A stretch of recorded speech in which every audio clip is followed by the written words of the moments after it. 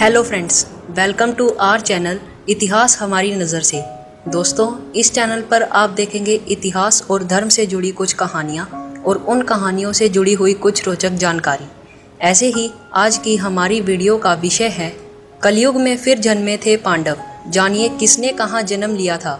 भविष्य पुराण में अश्वत्थामा द्वारा पांडव पुत्रों के वध का तथा तत्पश्चात पांडवों द्वारा शिवजी से युद्ध का विस्तार से वर्णन है। भविष्य पुराण में ही यह बताया गया है कि शिवजी से युद्ध करने के कारण पांडवों को कलयुग में पुनः जन्म लेना पड़ा था। आइए जानते हैं विस्तार से इस प्रसंग को। भविष्य पुराण के अनुसार आधी रात के समय अश्वत्थामा, कृतवर्मा और कृपाचार्य यो तीनों पांडवों के शिविर के पास गए और उन्होंने मन ही मन भगवान शिव की आराधना कर उन्हें प्रसन्न कर लिया।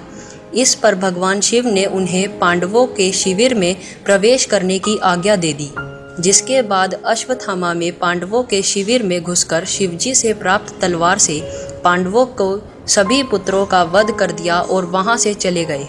जब पांडवों को इसके बारे में पता चला तो उन्होंने इसे भगवान शिव की ही करनी समझकर उनसे युद्ध करने के लिए चले गए।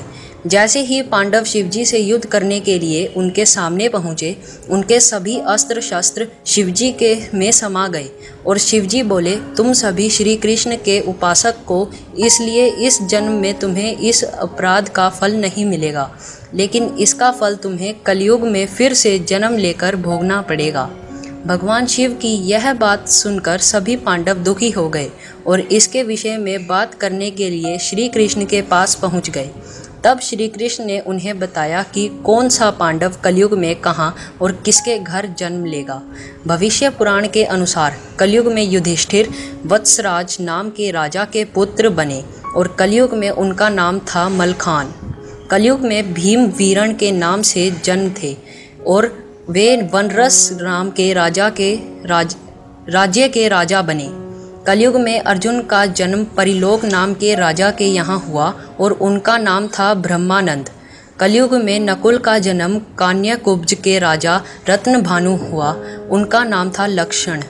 कलयुग में धृष्टराज का जन्म अजमेर में पृथ्वीराज के रूप में हुआ और द्रौपदी ने उनकी पुत्री के रूप में जन्म लिया, जिसका नाम वेला था। कलयुग में महादनी कर्ण ने तारक नाम के राजा के रूप में जन्म लिया। कलयुग में सहदेव ने भीम सिंह नामक राजा के घर में देवी सिंह के नाम से जन्म लिया। हम उम्मीद करते हैं कि आपको इस चैनल के माध्यम से रोचक जानकारियां दे सकें। आप अपने सुझाव हमें कमेंट में भेजिए और अगर आप इस कहानी या तथ्य के बारे में जानकारी चाहते हैं तो वो भी हमें कमेंट बॉक्स में भेजिए और हमारे चैनल को सब्सक्राइब करें। धन्यवाद।